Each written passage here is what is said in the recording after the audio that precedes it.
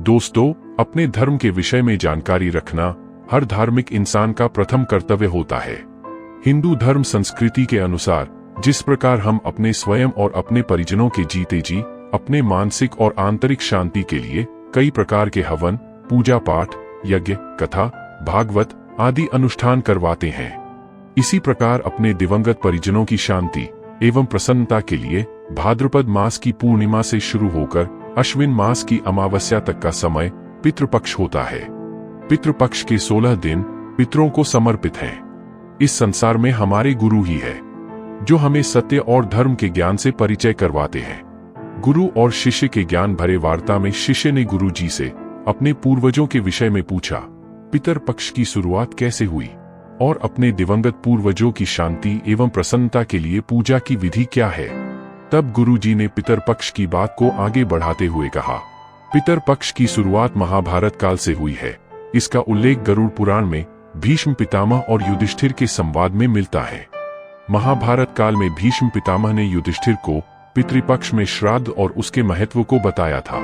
भीष्म पितामह ने युधिष्ठिर को बताया कि जब हमारे प्रिय परिजन इस पृथ्वी लोक में अपने जीवन को पूरा करने के बाद दिवंगत होकर इस संसार से विदा लेते हैं, दिवंगत आत्मा के ऋणों को चुकाने के लिए अपने शास्त्रों में वर्णित पितर पक्ष के साहित्यिक प्रावधानों के साथ ऋण मुक्त होकर आशीर्वाद प्राप्त कर सकते हैं। फिर श्री भीष्म पितामह ने पितृपक्ष और तर्पण के प्रारब्ध को समझाते हुए कहा कि सबसे पहले महातपस्वी आत्रि ऋषि को अपने दिव्य दृष्टि से अपने पूर्वजों के उद्धार के लिए पितर तर्पण एवं श्राद्ध करने का ज्ञान प्राप्त हुआ।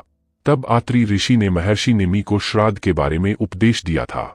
महर्षि निमि अपने पुत्र की आकस्मिक मृत्यु से दुखी होकर अपने पूर्वजों का आवाहन करना शुरू कर दिया।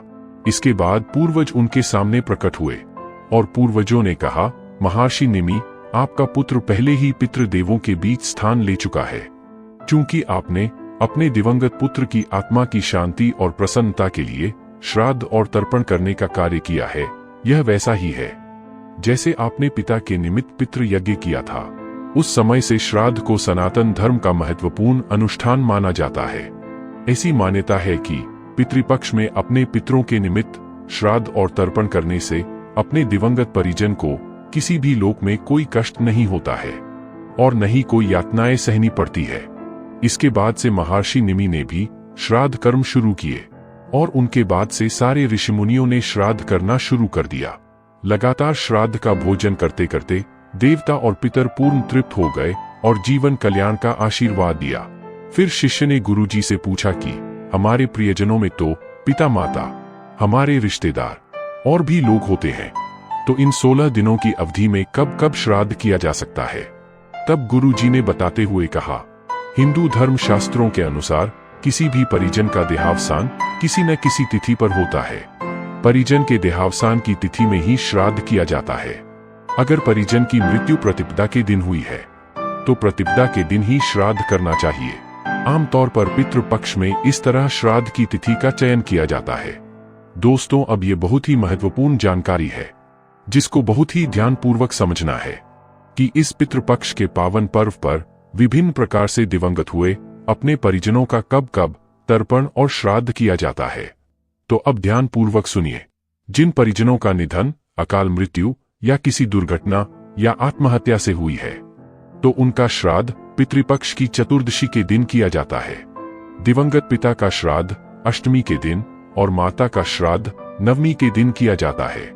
जिन पितरों के निधन की तिथि याद न हो या पता न हो तो अमावस्या के दिन श्राद्ध करना चाहिए। अगर कोई महिला सुहागिन ही देहावसान को प्राप्त हुई हो तो उसका श्राद्ध नवमी को करना चाहिए। साधु, संत, सन्यासी, तपस्वी, साधक, उपासक का श्राद्ध द्वादशी को किया जाता है। इन दोनों प्रश्नों का उत्तर मिलने के बाद शिष्य ने गुरुजी से पूछा कि हम इस पितर काल में अपने पूर्वजों के लिए तर्पण और श्राद्ध कैसे कर सकते हैं। तब गुरुजी ने इसे विधि विधान से करने की विधि को बताते हैं।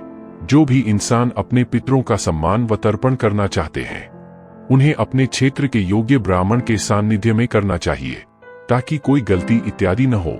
फिर भी मैं आप लोगों को इस विधान की कुछ बातें बताता हूँ जो हमें हमेशा ध्यान रखना चाहिए। श्राद्ध के नियम को बताते हुए गुरुजी ने कहा कि श्राद्ध करने के लिए आप किसी विद्वान पुरोहित को बुला सकते हैं। सुबह स्नान आदि करके ब्राह्मण द्वारा बताई गई पूजा की सामग्री एकत्रित करके पूरब दिशा की ओर अपने इष्ट देव का आवाहन कर पूजा करने का विधान है और उत्तर दिशा की ओर अपने ऋषियों की प्रति आवाहन कर पूजा करने का विधान है।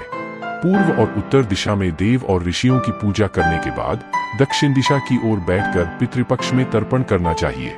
अपने पितरों का तर्पण कुशा, पैती, मोरा, पानी में दूध, जौ, चावल और गंगाजल डालकर तर्पण किया जाता है। अपने पितरों को तिलांजलि अर्पण करें। अपने पितरों को याद करके उनसे अपने कल्याण और आशीर्वाद की भी कामना करें।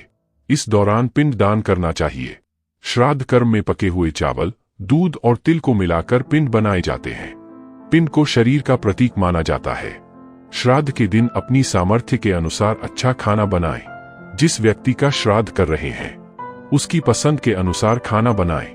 मान्यता है कि श्राद्ध के दिन स्मरण करने से पितर घर आते हैं और भोजन पाकर तृप्त हो जाते हैं। इन दिनों क्रोध, काम, लोभ, तृष्णा, लालच आदि के विचार अपने मन में न आने दें। घर में जो भी आए उसका सत्कार करें और उन्हें प्यार से भोजन कराएं। दोपहर के समय ब्राह्मण को निमंत्रित कर आपके तृप्ति तक भोजन करवाना चाहिए, क्योंकि सुबह शाम देवी देवताओं को मनाया जाता है। पितरों का समय दोपहर का ही होता है। पंचबली भोग भी जरूर लगाना चाहिए। इस दौरान गाय, कौआ, कुत्ते, देव और चींटी आदि को भोग लगाना चाहिए। शास्त्रों में 5 तरह की बलि बताई गई है: गाय बलि, कुत्ता बलि, कौवा बलि, देवादि बलि, चींटी बलि। यहाँ पर बलि का मतलब किसी पशु या जीव की हत्या से नहीं, बल्कि श्राद्ध के दौरान इन सभी को खाना खिलाए जाने से है। ऐसा कहा जाता है कि हमारे पितृ अपने श्राद्ध वाले दिन हमारे दरवाजे पर किसी भी रूप में आ सकते हैं। इसलिए अगर इन दिनों आपके घर कोई भी जीव या मनुष्य आता है तो उसे ऐसे ही न जाने दें, उसे भोजन और जल दें। इन दिनों पशु पक्षियों को भी खाने को दें। अपने पूर्वजों के लिए इच्छा अनुसार दान पुण्य करना चाहिए। संभव हो तो गौदान करें। इसके अलावा तिल, सोना चांदी, घी, वस्त्र, गुड़, पैसा, नमक और फल का दान कर सकते हैं। यथाशक्ति यथा दानम। इस दौरान कोई भी शुभ कार्य, विशेष पूजा पाठ और अनुष्ठान नहीं करना चाहिए। हालांकि देवताओं की नित्य पूजा को बंद नहीं करना चाहिए। श्राद्ध के दौरान पान खाने, तेल लगाने और अनैतिक कार्य की मनाही है। इस दौरान रंगीन फूलों का इस्तेमाल भी वर्जित है। केवल श्वेत पुष्पों का उपयोग करना चाहिए। पितृपक्ष में लहसुन, प्याज नहीं खाया जाता है। सात्विक भोजन करना चाहिए। इस दौरान नए वस्त्र, नया भवन, गहने या अन्य कीमती सामान नहीं खरीदते हैं। श्राद्ध के दिनों में कोई शुभ काम नहीं करना चाहिए। इस दौरान नई वस्तुओं की खरीदारी भी नहीं की जाती। घर में कोई मांगलिक कार्य भी नहीं करना चाहिए। इस दौरान घर में लड़ाई झगड़ा नहीं करना चाहिए।